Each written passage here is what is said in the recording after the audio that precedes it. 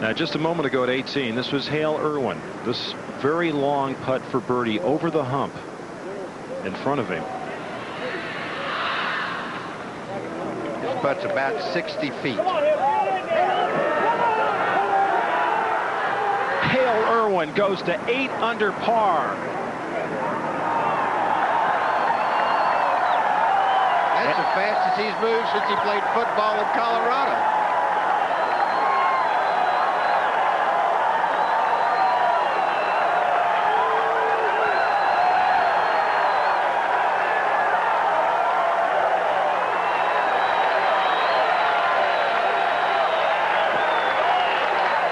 And that might be as excited as Hale Irwin has ever been on a golf course. There's the number. It's now been posted. 8 under par. Hale Irwin with a round of 5 under 67. And he'll be able to sit back and watch and see if there's a third Open Championship in store for him. As we go to Mike Donald at 10, his second shot. Mike taking a middle to a long iron to lay up on number 10 for his second shot. Players do not go for this green in 2 very often. The hole is just too long, 579 yards long. Kind of into the wind too on that second shot, isn't it, Jerry? It's left to right and hurting, Roger. I think there's a big weakness on this golf course actually in the par 5s. The par 5s are extremely long, but they're not that difficult because it forces the players to lay up and not take a gamble. Now Greg Norman for birdie. This just a moment ago too at 18.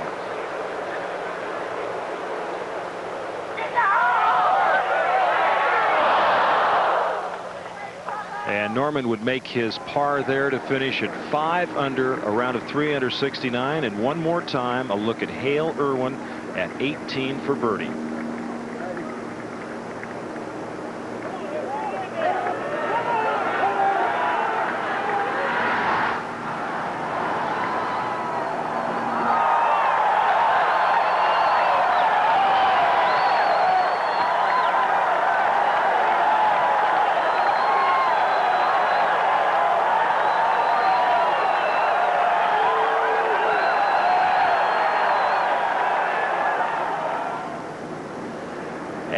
Taking a look at 18 and Hale's wife and his daughter, and what an exciting moment for them as they just saw Dad on Father's Day make that big birdie at 18.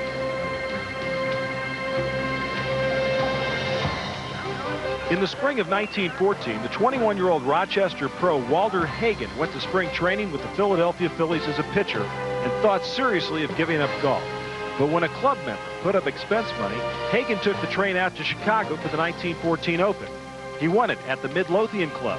Always the picture of sartorial splendor, he wore white flannel pants with cuffs and a striped silk shirt garnished with a red bandana. Shot lead right now over 45-year-old Hale Irwin as Donald gets ready for his third shot at the par 5 10.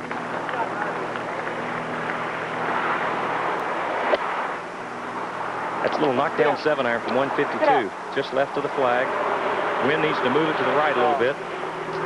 And just off the green, but will be able to putt it. And in case you missed it, just a few moments ago, this was Hale Irwin at 18 for birdie.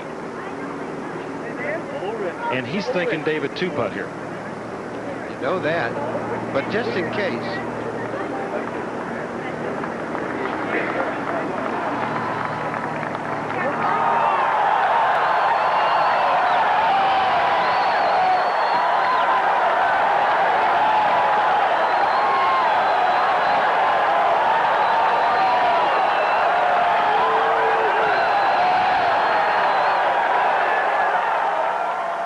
Olazabal for par now at 13. Remember, his tee shot landed between the water and the bunker on a thin patch of grass.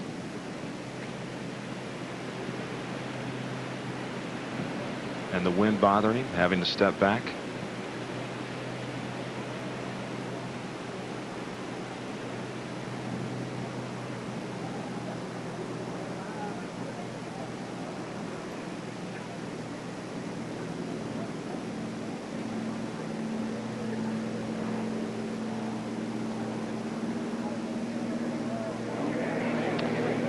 not breaking as much there, David, as I think a couple of the players we've seen come through. They know how steep that slope is there, Roger, and it just is down in the flat part. They're just over-reading that. Now at 10, Billy Ray Brown for birdie. Little 7-iron, very makeable chip from there uphill. Well played. By the way, Fuzzy Zeller has just birdied 11 and 12 to get to 5 under par. Could Hale Irwin at age 45 become the oldest man to win a United States Open championship? Remember, Raymond Floyd at Shinnecock was 43. What Hale has done, as you see him there, he's put everybody, they now know that that's the score. Wife Sally, daughter Becky, standing by.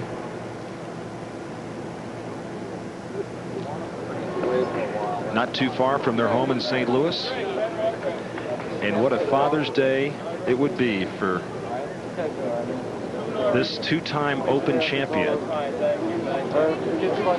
But the leader right now is Mike Donald, who's looking at a birdie putt at 10. Just about 15 feet uphill. Going to break left to right. This is a very, very makeable putt. He can give it a nice aggressive roll. By the way, Olazabal made bogey at 13.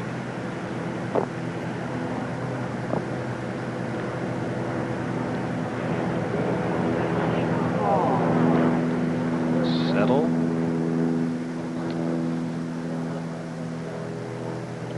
So Mike Donald will have that for his par.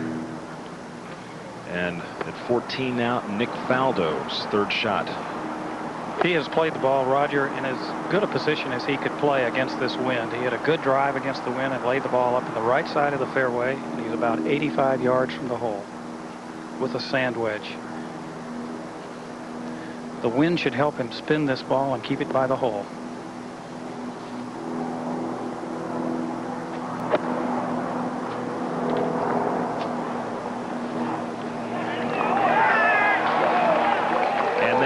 Did spin, and it hit a leaf, which stopped it, or it might have come back even closer to the pin.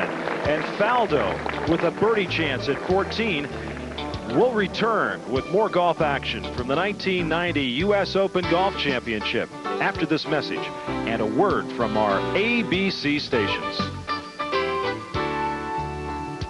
And we're back at Medinah, final round of this 90th United States Open Championship. Mike Donald at 9 under through 10, but at 8 under and finished. Former two-time Open champion Hale Irwin, who's with Jack Whitaker right now. All right, Roger. Hey, is your heart still racing? Well, it was a pretty exciting moment, Jack. When I went to sign my scorecard, all I had to do was put the lead to the paper, and it wiggled a name out there. So, yeah, it was very exciting. I've never seen you so excited on a golf course in my life. You must have did 15 high fives, and you ran 100. David said you haven't run that far since you're playing football. Well, he's right. I was exhausted after all that.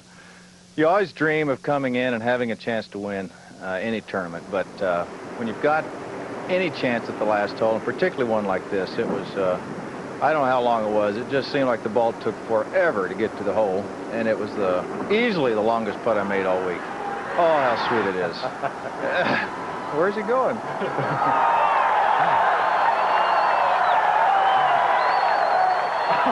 You like those moves? Hey, you know, I've been watching those guys on TV. They do that. You know, the football and the basketball and all that. I'm just trying to get in the act. Some kind of hand, isn't it? Oh, it was fun. You know, that back nine was just about as exciting, I think, as I've ever had any 9 holes in golf, maybe even 18. I hit the ball, actually, all week I hit the ball extremely well, and I mentioned to your colleague Dave Marr that if I'd been putting well for the week, it would have been maybe not even a close contest, but I suppose that anybody can say that. But honestly, the longest putt I made until that last hole was about 12 feet. I just kept hitting the ball so close, and my caddy and I were talking coming up the fairway, said, you know, we're due for a long putt. You know, you just got to make a long putt somewhere, and here we go. Here's a guy to tie you now. Well, he's been there before. Nick Faldo's a great player, and you know, I'm in, but so's he now. So we'll see. It could be exciting coming down the stretch. You've got 2 hours now waiting and a little nail biting. I don't mind. I'm in, and Mike Donald has the lead, and Nick Faldo is now tied for second, and that's the way I'm looking at it. You can do what you can do, and I did my bit. I can't do any better. Well, you've already given us a memorable moment here for this 1990 Open, which has had many moments, and we're glad to see you back in contention. You always win on the tough courses. Well, I think we saw Medinah at its easiest this week. The rains early in the week and then last night certainly softened the golf course for us. The balls that landed in the fairway stayed there. The balls that you could throw right at the hole if you had the courage or maybe the stupidity sometimes to throw it at the hole. And then, of course, we never had the U.S. Open speed of the greens. It was, I think, an easier test than what we might have seen or that we did see in practice rounds. Well, all right, Hale. Sit and have an enjoyable 2 hours here, and maybe we'll all go at it again Monday. Well, I hope for the opportunity, Jack. Thank you. Thank you for a great moment. Roger? Okay, thank you very much, Jack. Whew. This is turning out to be some kind of Father's Day this Sunday. And Mike Donald, our leader, at 11, 402-yard par 4, his second shot. Has sort of a tight lie out of the rough here, Raj. He has 133 yards to the hole with a pitching wedge. Big breeze right behind him. Pin right on the front of the green, so he's going to have to really spin this ball to stop it.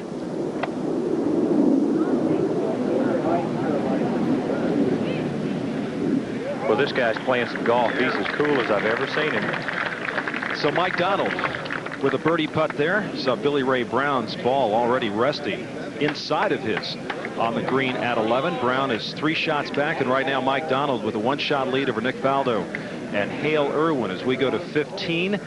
And take a look now at Nick Faldo with the 384-yard par 4. Faldo 4 under on his round today. This is one of the par 4s, one of the 2 par 4s at Medinah, under 400 yards, but it has given the players fits all week.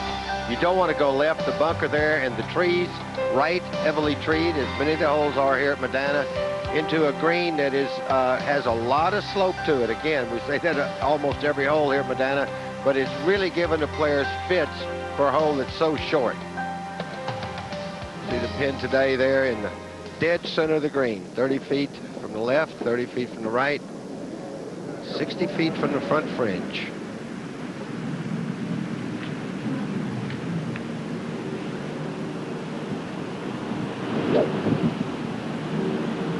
This is a hole that looks rather easy from the tee, but we've seen so many players, David, hit it right and to the left in the trees here.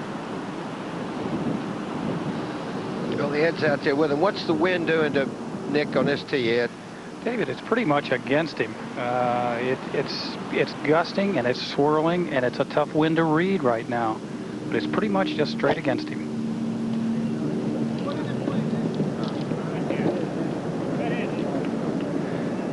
David, I'll say one thing. This guy just doesn't seem to wilt. He's not going to make mistakes. He is putting the ball in play every time. I liken him in a way to the problems when Tom Watson was having his problems getting started early in his career, and he would get in position to win and not win. The press and criticize him. Now he's become a very tough, hard player. We remember yesterday and the tragedy for Scott Simpson at 17, where he was leading this tournament at one time before bogeying 16 and then hitting a tee shot into the back bunker here to make triple bogey. And today, what a difference one day makes. Well, I told him on the putting green this morning, I said, look, that hole owes you one. Just think of it that way.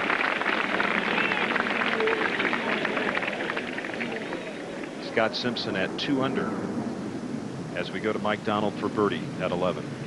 From about 12 feet downhill, breaking 4 to 6 inches from his right to left. Not a putt he can be too aggressive with. He has to just lay it out there. Go, go, go. You can see he backed off of that one a little bit. Pretty fast putt. So Mike Donald taps in for another par. So after birdieing the first 2 holes, nothing but pars since.